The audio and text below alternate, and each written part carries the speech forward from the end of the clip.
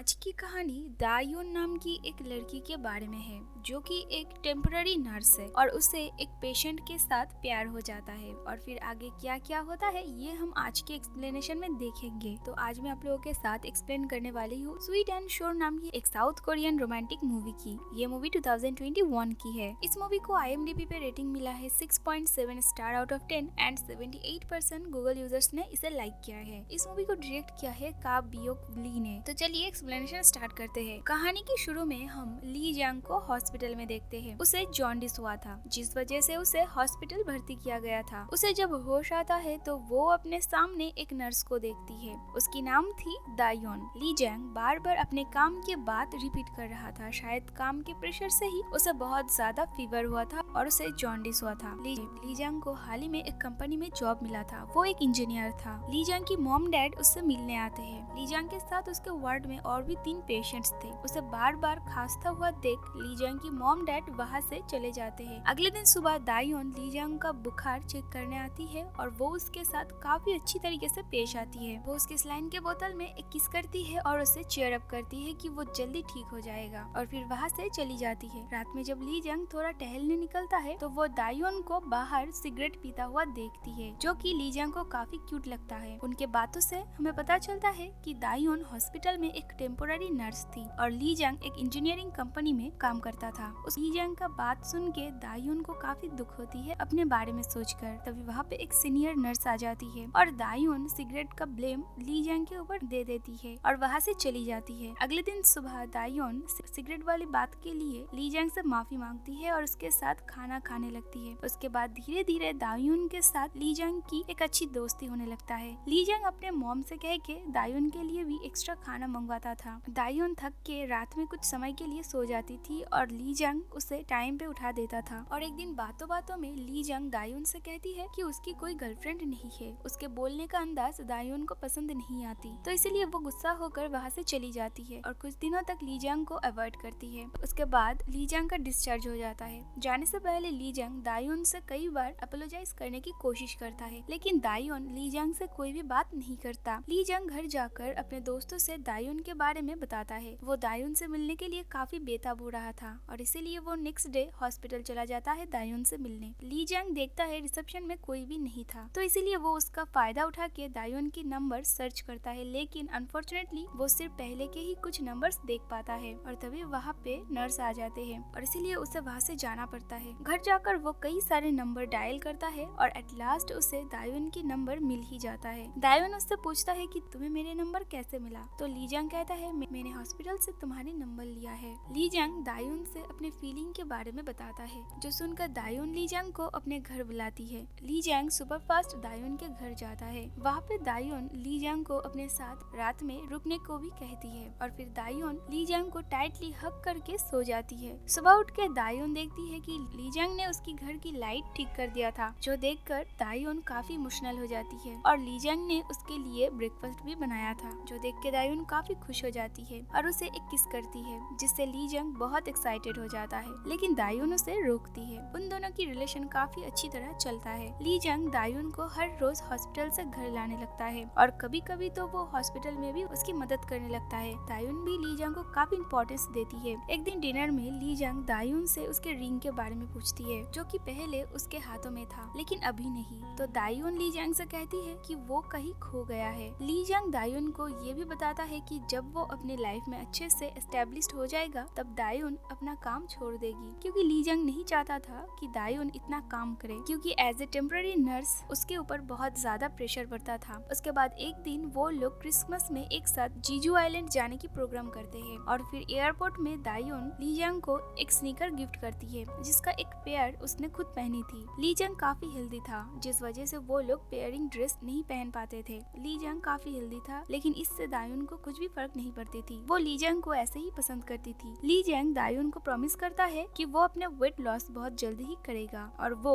एक्साइटिंगली दौड़ने लगता है और हमें आगे की सीन दिखाया जाता है जहाँ पे हम एक लड़के को देखते हैं जो कि काफी फिट था और उसने वही शूज पहने थे बस वो थोड़े पुराने हो गए थे। हम देखते हैं वो दायोन के साथ रहता है और दायोन उसे हायुक कह के पुकारता है जो कि वो ली जंग को भी यही नाम से पुकारती थी। तो अब से हम इस लड़के को हायुक कह के बुलाएंगे। हायुक दायोन के लिए खाना बनाता है। हम देखते हैं वो दोनों एक दूसरे से बहुत प्यार करते थे। उसके बाद हायुक काम के लिए निकल जाता है। हायुक इंजीनियरिंग कंपनी में जॉब करता था, लेकिन फिर भी वो दोनों एक दूसरे के लिए टाइम निकाल ही लेते थे। एक दिन एक बड़े से कंपनी में हायुक को एक बड़ा प्रोजेक्ट के लिए ऑफर मिलता है। इस बारे में वो दायुन को बताता है, जो सुनकर दायुन इतना ज्यादा तो खुश नहीं होता, लेकिन वो हायुक की एक्साइटमेंट देख के राजी हो जाती है। दायुन जानती थी अगर हायुक ये जॉब एक्सेप्ट करेगा तो उनके रिलेशन में इफेक्ट हो सकते हैं, और इसीलिए वो नहीं चाहती थी कि हायुक वो जॉब एक्सेप्ट करे। लेकिन एज वो जॉब हायुक का ड्रीम जॉब था, तो वो उस प्रपोजल को एक्सेप्ट कर लेता है। अगले दिन हायुक दायुन को प्रपोज करता है और उसे रिंग पहनाता है, और फिर अगले दिन जल्दी जल्दी अपने नए ऑफिस के लिए रवाना होता है, जहाँ पे ट्रैफिक में वो अपने आसपास की आदमियों को देखता है, जहाँ पे कोई अपना बाल धो रहा है तो कोई अपना ड्रेस ठीक कर रहा है, जो देखकर हायुक काफी कॉन्फिडेंटली ये कहता है कि लोग ठीक से अपने काम टाइमली क्यों नहीं कर पाते। फिर वो अपने ऑफिस में पहुंचता है।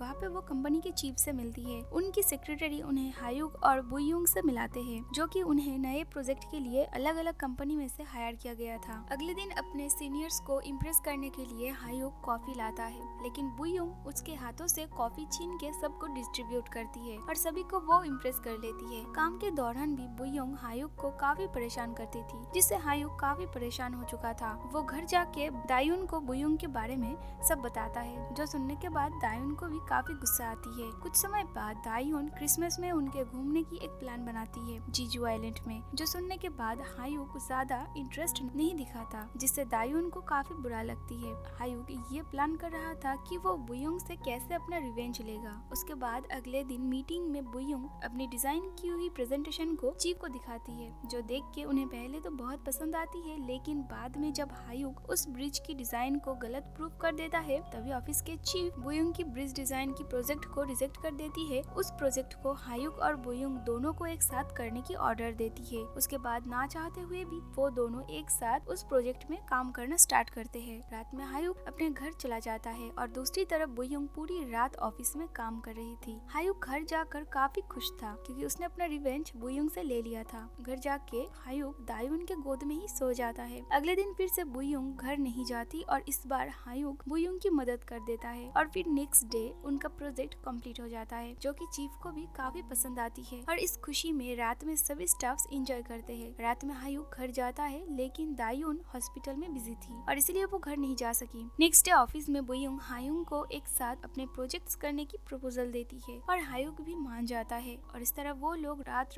भर जग के एक साथ कई सारे प्रोजेक्ट्स कंप्लीट करते हैं, जिस वजह से हायुक दायुन को टाइम नहीं दे पाता था। उन दोनों की एक साथ काम करने की वजह से दायुन भी अब काफी परेशान होने लगती है। उन दोनों की ब्रिज वाली प्रोजेक्ट काफी ज्यादा सक्सेसफुल हुआ था, जिस वजह से चीफ उन दोनों की काफी तारीफ करते हैं। रात में हायुक बुयुंग को डिनर पे ले जाता है, और जब दायुन उसे कॉल करती है तो हायुक उसे झूठ कहता है कि वो ऑफिस में काम कर रहा है। रात में फिर से हायुक और बुयुंग एक साथ काम करते हैं, जहाँ पे बुयुंग हायुक के पास जाने की कोशिश करती है, लेकिन हायुक वहाँ से उठ के चला जाता है। घर आके हायुक और दायुन के बीच थोड़ी लड़ाई हो जाती है। दायुन उसे अपने पीरियड्स के बारे में बताती है, जो कि लेट था, और फिर अगले दिन वो डॉक्टर के पास जाकर कंफर्म होती है कि वो प्रेग्नेंट है। ये खबर सुन के हायुक उतना ज्यादा खुश नहीं था। नेक्स्ट डे हायुक ऑफिस में ऑफ लेता है और दायुन को डॉक्टर के पास ले जाता है, और फिर वहाँ से वो लोग घर जाते हैं। लेकिन हायुक के फोन में बार बार कंपनी से कॉल आ रहा था और उसे ऑफिस जाना पड़ता है। काम के प्रेशर की वजह से हायुक ठीक से सो नहीं पाता था और वो हमेशा स्लीपी रहने लगता है, और एक दिन वो देर तक सो जाता है, जिससे ऑफिस जाने से उसे लेट हो जाता है, और वो उसे ना उठाने के लिए दायुन को काफी बातें सुनाता है। उसके बाद रास्ते की ट्रैफिक में अब वो भी सेम चीजें करने लगता है, जो कि बाकी के लोगों को करते हुए देख उसने पहले दिन उनका मजाक उड़ाया था। उसके बाद काम खत्म करके जब वो घर के लिए निकल रहा था, तभी बुयुंग उसके गोद में आकर बैठ जाती है और उसे बताती है कि वो आजकल बिजी रहने लगा है। पहले तो वो लोग कितने अच्छे से काम करते थे, लेकिन अभी ऐसा कुछ भी नहीं हो रहा था। जो सुनने के बाद हायुक बुयुंग के साथ लेट नाइट तक काम करने के लिए राजी हो जाता है, और हायुक दायुन को टेक्स्ट करके बता देता है कि उसे घर जाने में लेट होने वाला है, जो कि दायुन को ज्यादा पसंद नहीं आती। उसके बाद हायुक और बुयुंग एक साथ काम करना स्टार्ट करते हैं। अगले दिन दायुन कहीं बाहर घूमने जाने की प्लान करती है। हायुक उसके साथ बाहर जाता तो है, लेकिन बस फिजिकली, मेंटली और इमोशनली वो उसके साथ थी ही नहीं। दायुन जो समझ जाती है और वो लोग घर की तरफ जाने लगते हैं। कार में दायुन काफी दुखी थी और वो हायुक से उन दोनों की रिलेशन के बारे में बताती है, और जो कि अब पहले जैसा नहीं रहा। जो सुनने के बाद हायुक जब दायुन को मना रहा था, तभी उसके मुंह से गलती से बुयोंग के नाम निकल जाता है। जो सुनने के बाद दायुन हायुंग से बुयोंग के बारे में पूछती है। हायुंग बताता है कि वो उसकी सिर्फ एक कोवर्कर है और फिर उन दोनों में काफी लड़ाई हो जाती है, उनके बच्चों को लेकर भी। उसके बाद हायुंग दायुन को घर छोड़ के वहाँ से चला जाता है और फिर अगले दिन ऑफिस जाके वो बुयोंग को किस करता है और वो दोनों एक साथ डेट करना स्टार्ट करते हैं। क्रिसमस के लिए दायुन ने उन दोनों के लिए जीजू आइलैंड की टिकट्स बुक किया था, जो कि अभी तक हायुंग ने कैंसिल नहीं किया था। तो इसीलिए हायुंग दायुन को टेक्स्ट करता है कि अगर वो चाहे तो किसी और के साथ जीजू आइलैंड जा सकता है। ब्रिज की प्रोजेक्ट के साथ हायुंग और बुयोंग का कॉन्ट्रैक्ट भी खत्म होता है और अब उन्हें उनके पुरानी कंपनी में जाना होगा। प्रोजेक्ट की सक्सेस के लिए ऑफिस के एम्प्लॉय पार्टी करते हैं, जहाँ पे हायुंग को रियलाइज होता है कि दायुन उसके लिए काफी खास है और वो उससे बहुत प्यार करता है। वो जल्दी जल्दी एयरपोर्ट की तरफ रवाना होता है, जहाँ पे दायुन भी किसी का वेट कर रही थी। हायुंग जल्दी से भागते हुए दायुन की तरफ जाने लगती है और तभी वो ली जैंग के साथ टकरा के नीचे गिर जाता है और दायुन ली जैंग को जल्दी से जाकर उठाती है और यही पे हमें एक ट्विस्ट देखने को मिलती है